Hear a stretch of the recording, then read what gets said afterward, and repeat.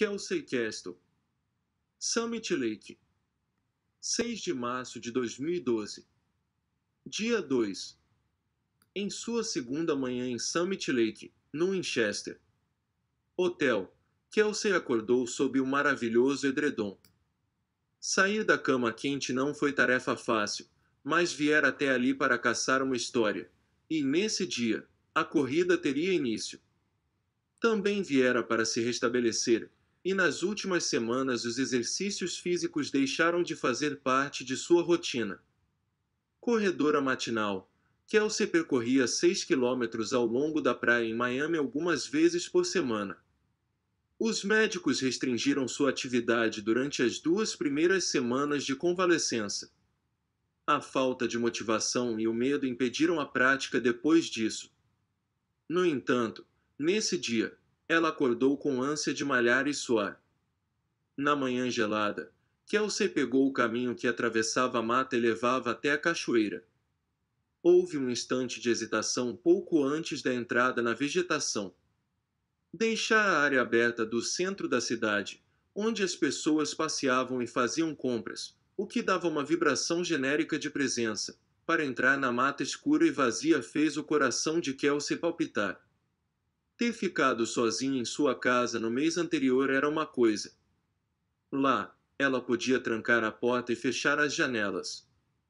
Era onde Kelsey se sentia mais tranquila. No entanto, correr sozinha na mata trouxe de volta o temor do qual ela vinha tentando se livrar. E que começava a odiar. Não. Não faça isso consigo, Castle. Respirando fundo, Kelsey entrou no bosque bem devagar. Usava short e camiseta de corrida de mangas compridas. Os cabelos castanhos estavam presos para trás por uma faixa. Depois de 400 metros, ela passou a desenvolver boa velocidade. Suas longas e musculosas pernas brilhavam por causa da transpiração. Kelsey descobriu que aquela era uma trilha popular e começou a acenar e desejar bom dia para os demais corredores. Quanto mais gente passava, mais ela se acalmava. Após 800 metros, Kelsey se deteve, averiguando o matagal escuro em cada lado seu. Sentiu-se segura. A trilha era escura, com apenas vislumbres da luz do sol entre a vegetação, mas uma manhã primaveril sem nuvens a saudou quando ela emergiu na cachoeira, quase 2 quilômetros depois. Alguns corredores se reuniam ao redor da lagoa, erguendo os olhares para a água em queda e para a luz do sol matinal que tomava a névoa. Outros, sentados em pedras, mergulhavam os pés na água azul. Kelsey fez uma contagem rápida e constatou que 30 pessoas se moviam ao redor da cachoeira. Na véspera, o lugar estava vazio. Prendendo melhor os cabelos, Kelsey se encaminhou para a água. Sentiu os pulmões doerem, reação que uma corrida de 2 quilômetros normalmente não costumava lhe provocar. Quando alcançou a lagoa, Kelsey respirou fundo algumas vezes e contemplou a água, como todos os demais. Qual é a atração desta manhã? Kelsey perguntou a uma jovem. A cachoeira, a garota respondeu, sorrindo.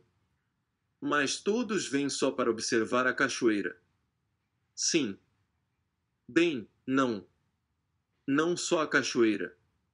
Nas manhãs sem nuvens, quando o sol alcança certo ponto sobre o horizonte, atinge a água diretamente e ricocheteia no granito atrás da cachoeira. Por alguns minutos, é lindo demais. Então, ela apontou, veja.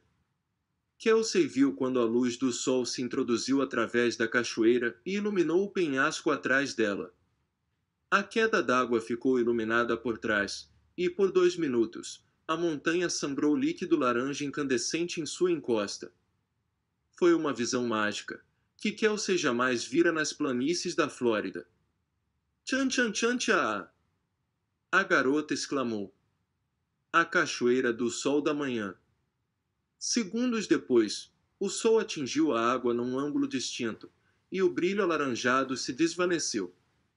É isso aí. A jovem sorriu largo. Maravilhoso! A garota fez uma pausa quando desviou o olhar da cachoeira e fez contato visual com Kelsey. O céu tem de estar limpo, sem nuvens ou quase sem nuvens. E o sol tem de estar no ângulo correto. Alguns de nós somos fanáticos pelo espetáculo. Eis porque o lugar fica tão cheio em manhãs assim. Suponho que seja sua primeira vez aqui. Sim, primeira vez. Desculpe, mas você não é Kelsey Castle. Sim, Kelsey respondeu, sorrindo. Leio seus artigos. Ou seja, leio a revista Eventes. E li seu romance. Na realidade, é um livro a respeito de um crime real. Não ficção. A garota tornou a sorrir, agora um pouco nervosa. Foi o que pensei. Era muito bom. Eu a reconheci por causa de sua foto na orelha do livro. Não deu para não notar seus belos olhos castanhos. Obrigada. Bem-vinda a Summit Lake. Eu me chamo Rai. Prazer em conhecê-la, Rai. Rai deu uma pancadinha no queixo com o dedo indicador, reforçando a confiança para fazer a próxima pergunta. Enfim, com mais uma pancadinha, apontou para Kelsey.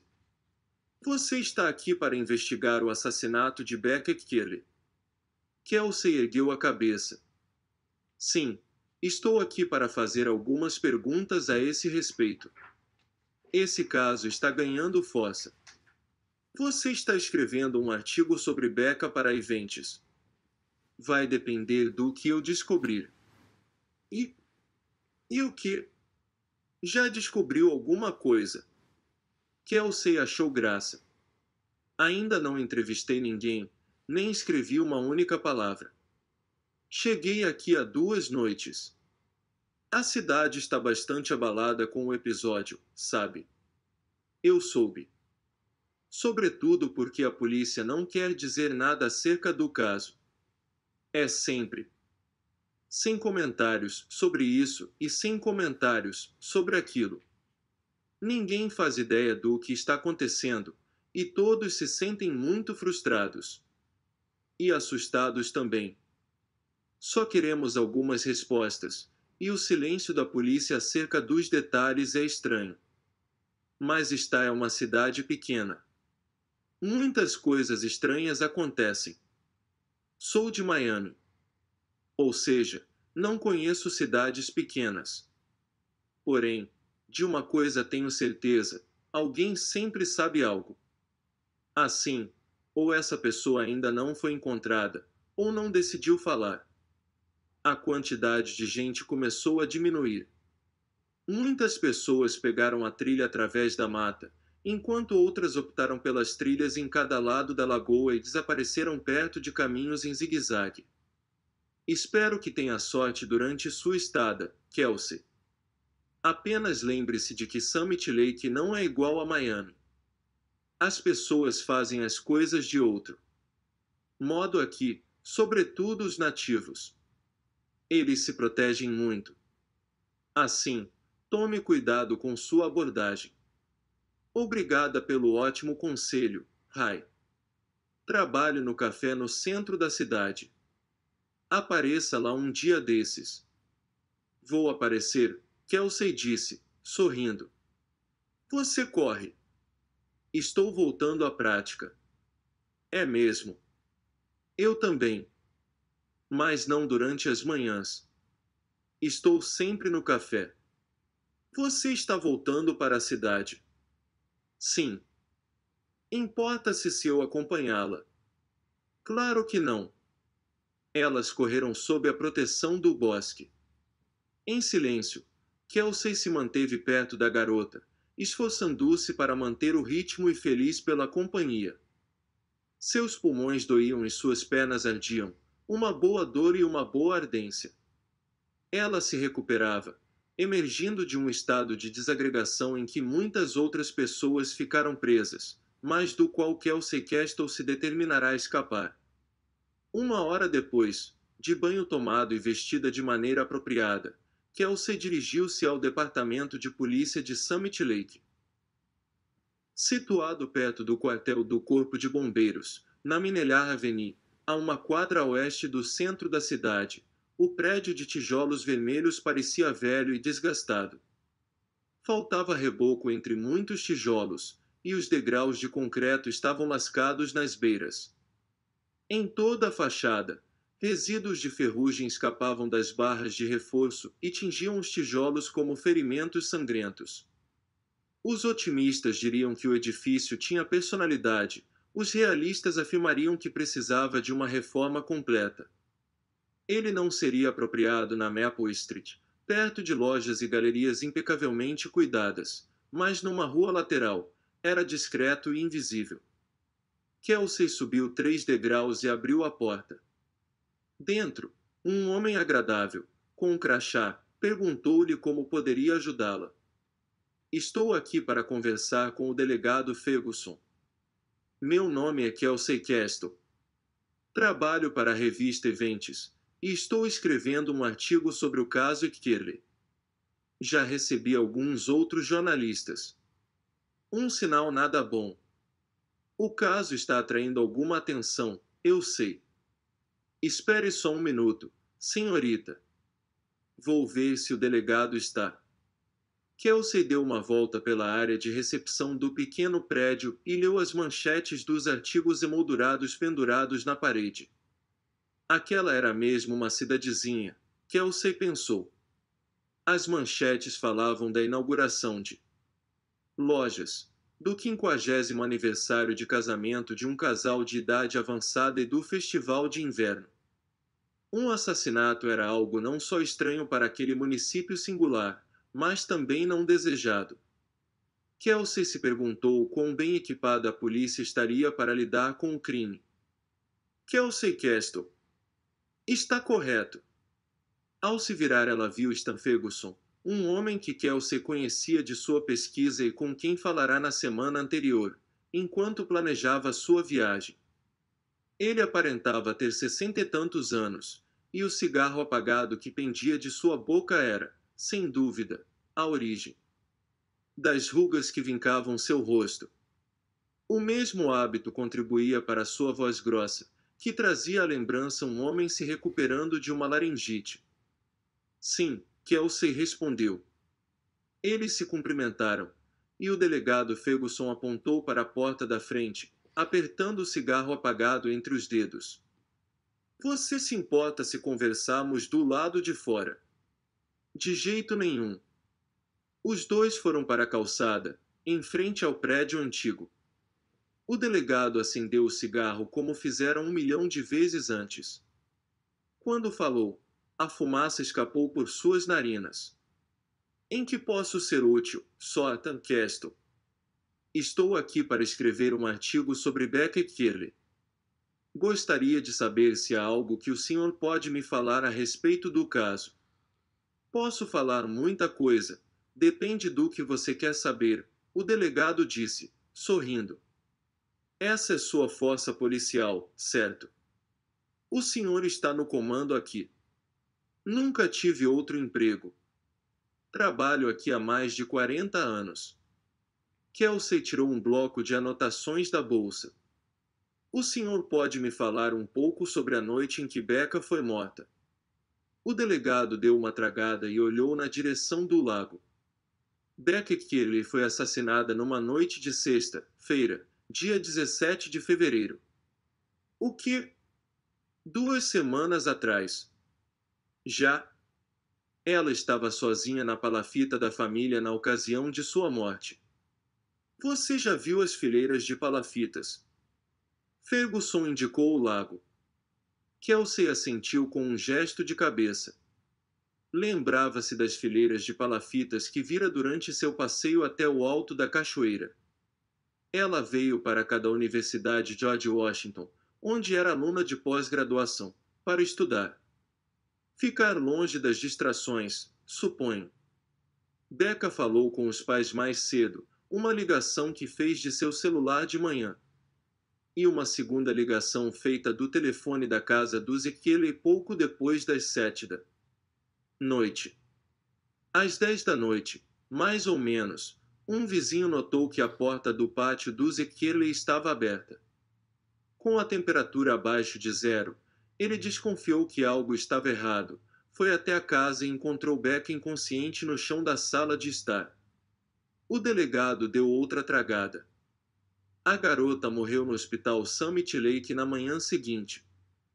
O senhor foi até a casa naquela noite.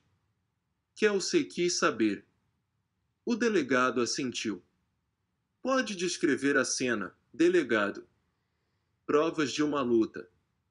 Luta feroz. Móveis quebrados, banquetas viradas e assim por diante. O material de estudo de Becca estava espalhado pelo chão. A louça, quebrada pela cozinha toda. Assim, concluímos que a maior parte da luta aconteceu ali.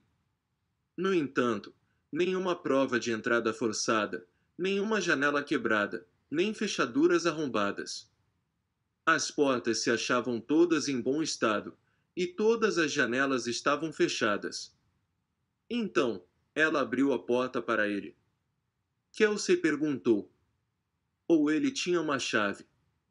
Ou já estava na casa quando ela chegou. Algumas possibilidades distintas. Qual o senhor leva em consideração? Duvido que ele tivesse uma chave. A família era responsável por todas elas, tanto os pais quanto os filhos. Nenhuma duplicata. Nenhuma estava escondida, nem os vizinhos possuíam alguma. Também duvido que o assassino estivesse na casa antes de Becca chegar. Havia um sistema de segurança que permanecia ligado quando os Equeles se achavam fora da cidade. Consultamos a empresa de segurança, que nos forneceu um relatório de todas as vezes em que o código de segurança foi digitado. No dia em que Becca foi morta, o código foi registrado às 3 da tarde, provavelmente, quando Becca chegou à cidade. Ela desligou o sistema quando entrou na casa.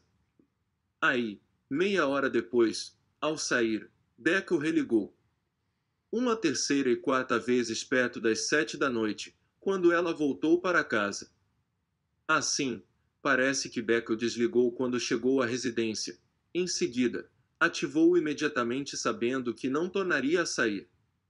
Isso coincidiu com o telefonema que ela deu para os pais mais ou menos nesse horário. Então, de novo. O código foi digitado às 8 da noite, mais ou menos. Quando ela abriu a porta para o assassino. Essa é a ideia, senhorita. Então era alguém que ela conhecia. É uma hipótese, sim. Minha, talvez. Mas não é a mais aceita. Não. Qual é a hipótese mais aceita? A bolsa da vítima sumiu. Assim, algumas pessoas aqui chegaram à conclusão de que foi um arrombamento que acabou mal. Mas sem pistas. Ainda sem pistas.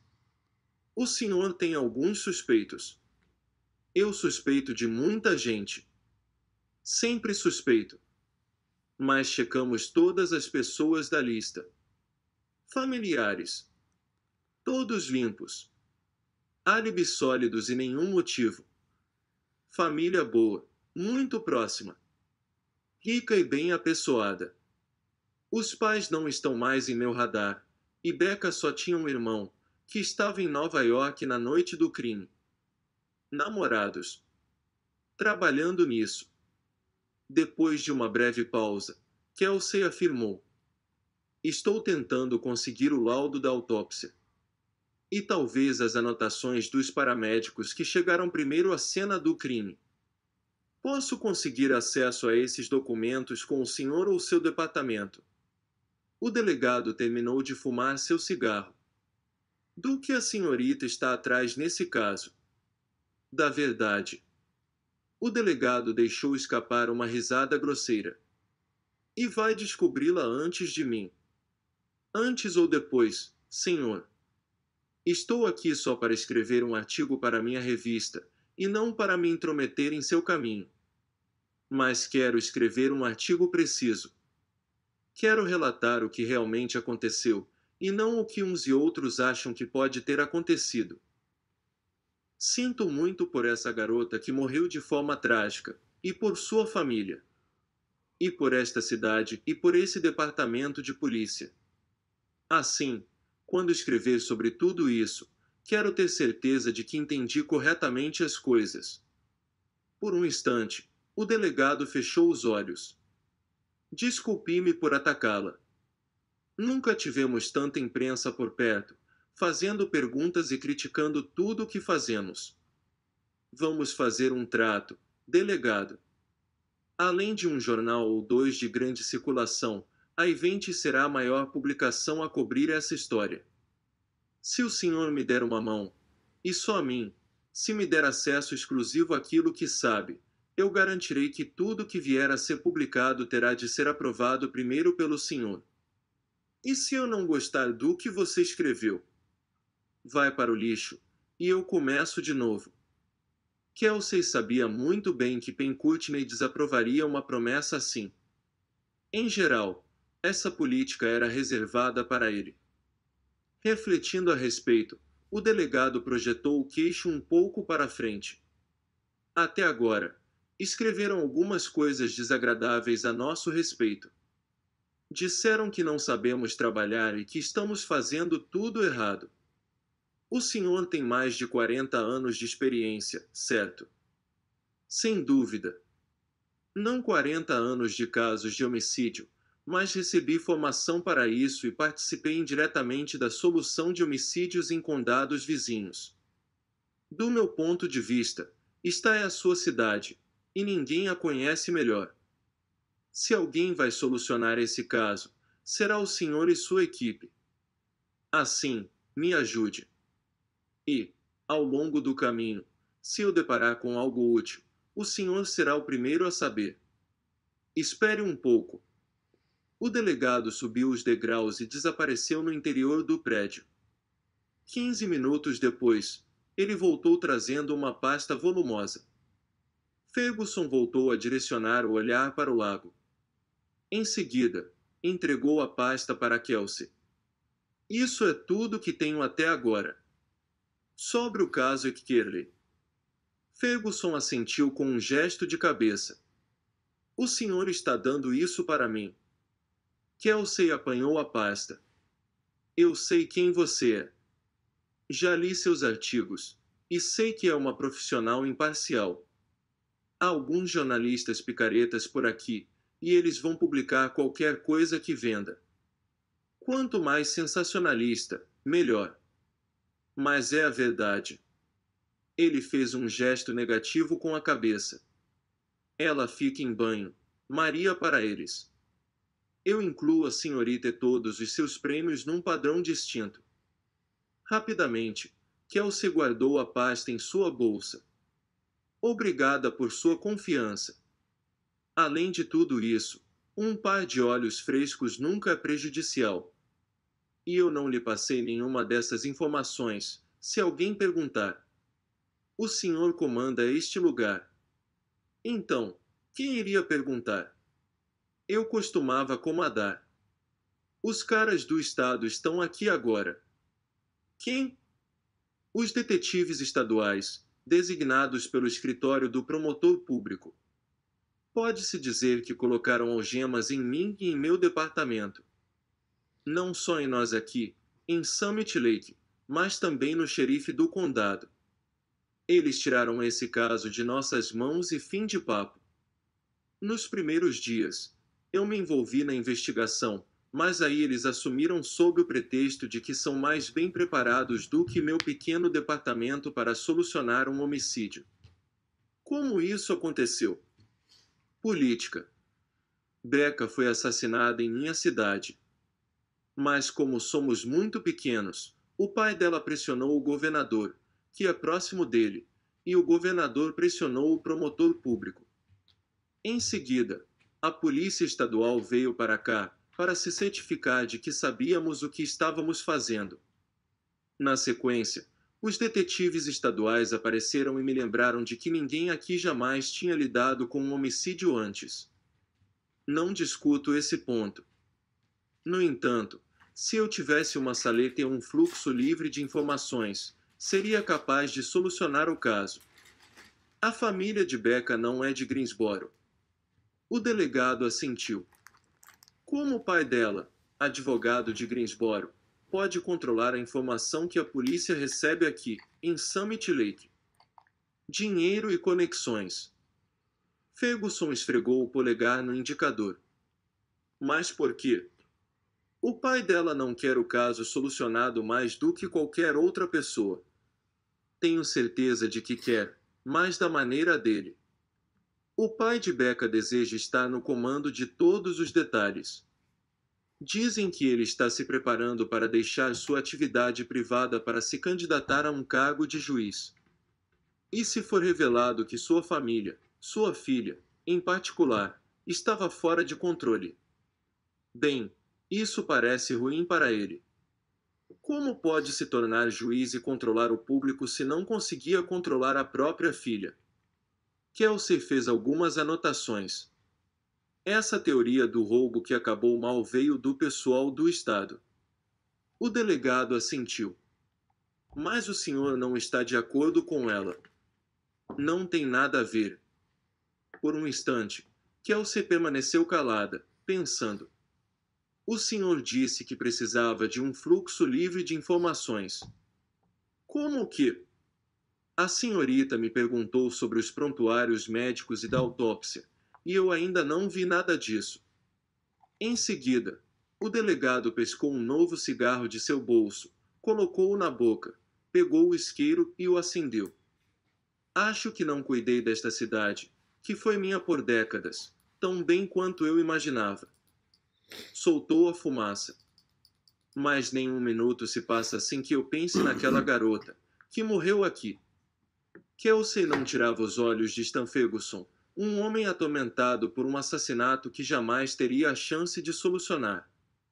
Algo mais que o senhor possa me dizer antes de eu mergulhar em tudo isso? Stan voltou a observar o lago. Em seguida, desviou o olhar para Kelsey e bateu a cinza do cigarro. Ela estava escondendo alguma coisa, Ferguson disse, por fim. Quem? Becca. Escondendo o quê?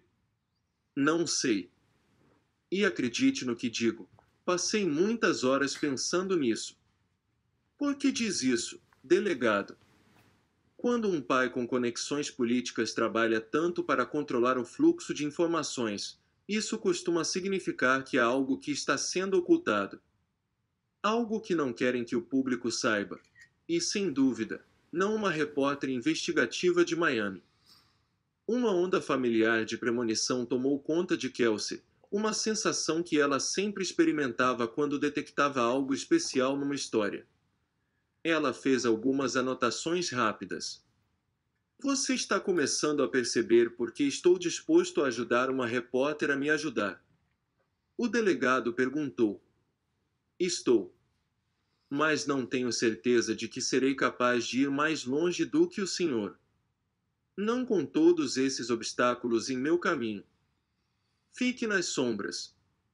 Não deixe que os sujeitos do Estado saibam que você está bisbilhotando. Se deparar com algo interessante, me informe. Sem dúvida. Mas, para isso, terei de saber tudo sobre a garota. Com quem ela namorava, com quem andava. Vou precisar de seus e-mails e de suas postagens no Facebook. E também falar com sua família, seus amigos e seus professores. Você terá de se virar sem isso tudo. A família dela não irá conversar com jornalistas, e não há jeito de você conseguir os e-mails dela. A conta de Becca do Facebook foi encerrada no dia seguinte ao assassinato. E os detetives estaduais grudarão no seu cangote num piscar de olhos se você começar a se encontrar com os amigos de Becca, que é exatamente o que eles estão fazendo neste momento.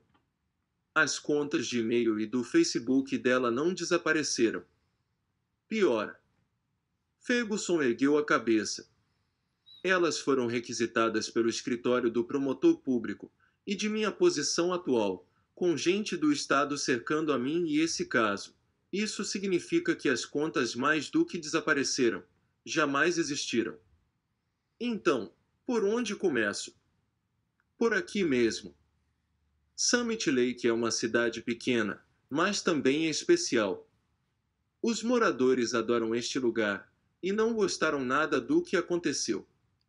Aqui, Summit Lake tem uma maneira de falar com você por meio dessas pessoas que gostam muito dela. O delegado deu uma tragada. Sei que Becca passou algum tempo no café no dia em que morreu. Ela estava estudando para a faculdade. Assim, ficou ali por algumas horas. Falei com testemunhas que se achavam no local. Além disso, a dona conhece bem os pais dela e me disse que conversou um pouco com Becca naquele dia. Falei com todos desta cidade, e ninguém viu Becca depois que ela deixou o café.